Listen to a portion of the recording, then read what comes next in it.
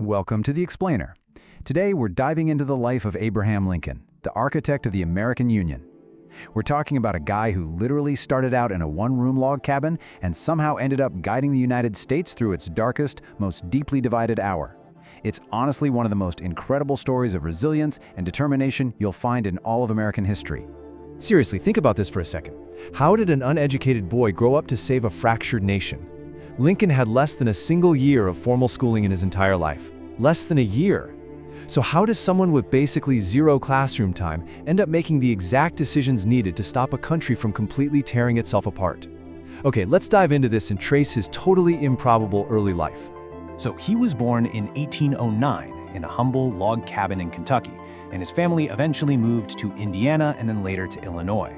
Because he didn't have access to a formal school, he just took it upon himself to learn.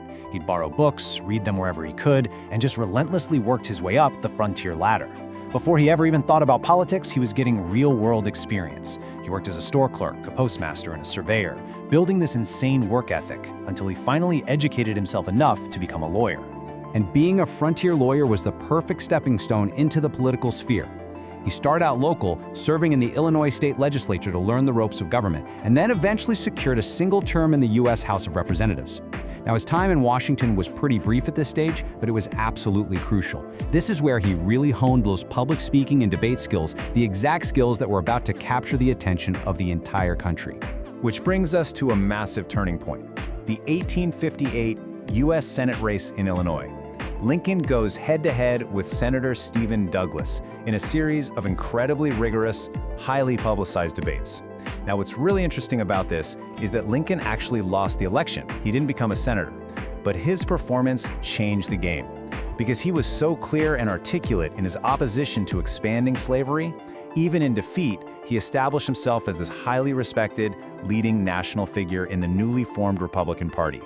That rising star power propelled him straight into the 1860 presidential election. Riding the momentum from those debates, he snagged the Republican nomination and then went on to win the general election, officially becoming our 16th president. But just to give you a stark indicator of how intensely divided the country already was, Lincoln won the highest office in the land without even appearing on the ballot in most southern states. The fracture was deep, and it was immediate.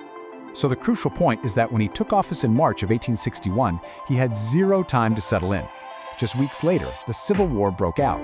As commander-in-chief, he faced this enormous, crushing pressure from literally day one. He was suddenly responsible for making brutal decisions on military strategy to keep the Union intact, managing a highly opinionated cabinet that constantly disagreed, all while navigating the politics of a nation at war with itself. Right in the thick of this heavy toll, Lincoln takes a historic step. In January 1863, he issues the Emancipation Proclamation. This was an executive order officially declaring that enslaved people in Confederate-held territory were to be free. Now, it's important to understand that this didn't magically end slavery everywhere overnight, but was the pivotal move that totally reshaped what the Civil War was even about. It shifted the goal from solely preserving the Union to actively moving the nation toward the total abolition of slavery. Later that same year, in November 1863, Lincoln delivered what would become one of the most famous speeches in human history, the Gettysburg Address. It was remarkably brief, but profoundly powerful, meant to honor the soldiers who died at the brutal Battle of Gettysburg while beautifully reaffirming the nation's founding principles. And it was exactly that kind of steady, principled leadership that deeply resonated with the Northern public. Despite the exhausting war, they maintained their trust in him, which helped him secure re-election in 1864.